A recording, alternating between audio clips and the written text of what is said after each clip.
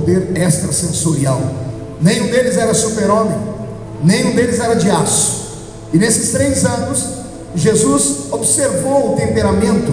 Jesus observou, do ponto de vista de um psicólogo por natureza, porque Jesus era um psicólogo por natureza. Ele sondou o temperamento, a personalidade de cada um deles. E o que eu acho mais lindo, ele não ignorou nenhum deles.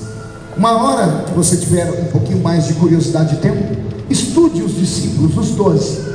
Estude a personalidade de cada um deles. Vocês vão ver por que o número 12. Daqueles 12 homens, eles trazem dentro deles o resumo de todas as personalidades e temperamentos dos seres humanos na Terra. Pelo menos isso foi provado 2000 anos depois, 2000 e alguns anos depois, pelo pai da psicanálise, Freud. Então, quando Jesus escolhe 12 homens, ele não escolhe aleatoriamente, não é porque 12 é um número cabalístico, nada disso.